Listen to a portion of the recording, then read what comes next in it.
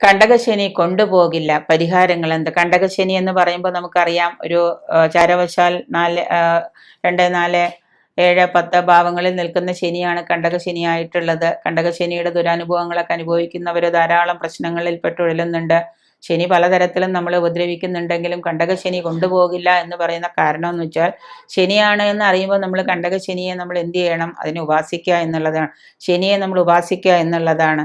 ബാല്യകാലത്തും വാർദ്ധക്യത്തിലുള്ള ശനിയേക്കാൾ ഏറെ ദോഷകരമായിട്ടുള്ളതാണ് കണ്ടകശനിയാണ് കൗമാരത്തിൽ, അതായത് യൗവനത്തിൽ ഉണ്ടാകുന്ന ശനി എന്ന് പറഞ്ഞാൽ. ഒരു 25 വയസ്സ് തൊട്ടൊക്കെ 20, 22 വയസ്സ് തൊട്ടൊക്കെ വന്നു കഴിഞ്ഞാൽ, ശനി വന്നാൽ, കണ്ടകശനി വന്നു കഴിഞ്ഞാൽ തീർച്ചയായിട്ടും അത് നമ്മളെ വല്ലാതെ ബാധിക്കും എന്നുള്ളതാണ്. അപ്പോൾ തീർച്ചയായിട്ടും അതിൻ്റെ ദുഃഖം തരുന്നതും ഈ ഒരു യൗവനകാലത്ത് തന്നെയാണ്. അപ്പോൾ അത് 7.5 ശനിയാണ് എങ്കിൽ അത് വല്ലാണ്ട് ബുദ്ധിമുട്ടിക്കും. കണ്ടകശനി 2.5 വർഷമാണ്. 2, 4, 7, 10 ഭാവങ്ങളിലാണ് കണ്ടകശനി വരുന്നതും എന്ന് നമുക്കറിയാം. കണ്ടകശനി കാലം 2.5 വർഷമാണ്. 2.5 വർഷമാണെങ്കിൽ 3 വർഷത്തെ ഫലം നമ്മൾ അനുഭവിക്കേണ്ടതായിട്ട് വരും. പരിഹാരമായിട്ട് നമുക്ക് ചെയ്യാൻ പറ്റുന്നത്, ഇപ്പോൾ ചിലവർ മഹാദേവ ക്ഷേത്രത്തിൽ ശിവൻ ക്ഷേത്രത്തിൽ പോയിട്ട് വഴിപാടുകൾ ചെയ്യും. പക്ഷെ പ്രധാനമായിട്ടും നമ്മളെ പരിഹാരമായിട്ട് നമ്മൾ ചെയ്യേണ്ടത് അയ്യപ്പ ക്ഷേത്രത്തിലാണ് നമ്മൾ ദർശനം നടത്തേണ്ടത് ശനിയാഴ്ച ദിവസം. ശനിയാഴ്ച ദിവസം നടത്തുന്നതിനോടൊപ്പം തന്നെ ക്ഷേത്രത്തിൽ നിന്നുകൊണ്ട് തന്നെ ശനീശ്വര ഭജനം നമ്മൾ ചെയ്യുന്നത് അത്യുത്തമമാണ്. 41 ദിവസം വ്രതം എടുത്തുകൊണ്ട് വളരെ ഭയഭക്തിയോടുകൂടി ശബരിമല ദർശനം, ഇന്ന് നോയമ്പെടുത്ത് നാളെ മാലയിട്ട് മറ്റന്നാൾ മലയ്ക്ക് പോകുന്നതാണ് ഇപ്പോഴത്തെ നമ്മൾ തിരക്ക് പിടിച്ച ജീവിതത്തിൽ കാണുന്ന ഒരു രീതി. അതല്ല, മറിച്ച് 41 ദിവസം വ്രതമെടുത്ത് വ്രതാനുഷ്ഠാനത്തോടു കൂടി വളരെ ഭയഭക്തിയോടുകൂടി ശബരിമല ദർശനം നടത്തുക. വ്രതം അനുഷ്ഠാനത്തോടുകൂടി ക്ഷേത്ര ദർശനം നടത്തുക. അതുപോലെ തന്നെ ശബരിമല ക്ഷേത്ര ദർശനം നടത്തുന്ന സമയത്ത് നമ്മുടെ മനസ്സും ശരീരവും ഒക്കെ പവിത്രമായിരിക്കാൻ ശ്രദ്ധിക്കുക.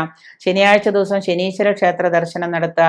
പൂർണ്ണമായിട്ട് ഭക്ഷണം ഉപേക്ഷിച്ച് ഉപവസിക്കാൻ കഴിയാത്ത ആൾക്കാരാണ് എങ്കിൽ, ശനിയാഴ്ച ദിവസമൊക്കെ സാധിക്കാത്തവരാണെങ്കിൽ ഒരു നേരം ഒരിക്കൽ ഊണ് നിർബന്ധമാക്കുക. അന്നേ ദിവസം മത്സ്യമാംസാദികളൊക്കെ ഒഴിവാക്കുക.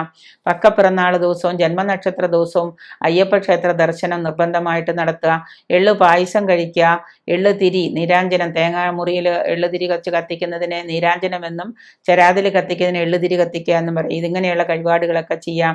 കറുപ്പ് അല്ലെങ്കിൽ നീല വസ്ത്രം നമുക്ക് ധരിക്കാം. ശബരിമലയ്ക്ക് പോകുന്നവരൊക്കെ കറുപ്പ് മുണ്ടാണ് ഉടുക്കുന്നത്, അല്ലെങ്കിൽ നീലമുണ്ട്. അതുപോലെ കറുപ്പ് നീല വസ്ത്രമൊക്കെ നമുക്ക് ഈ ശനിയാഴ്ച ദിവസങ്ങളിൽ, ശനി ജന്മ ദിവസങ്ങളിലൊക്കെ നമുക്ക് ധരിക്കാം. ശനി ബാധിച്ച ആളുകൾ വീട്ടിൽ നിൽക്കുമ്പോൾ പോലും കറുപ്പ് വസ്ത്രവും നീല വസ്ത്രവും മുണ്ടൊക്കെ വസ്ത്രമൊക്കെ കൊടുക്കുന്നത്, വെറുതെയെങ്കിൽ ഇപ്പോൾ ഒരു മേൽമുണ്ട് ഒരു കറുത്ത ഒരു മുണ്ടായിട്ട് ഇടുന്നതും ഒക്കെ നല്ലതാണ്. പിന്നെ അതുപോലെ തന്നെ എള്ളുതിരി വഴിപാട് കഴിക്കുക, എള്ളു പായസം കഴിക്കുക.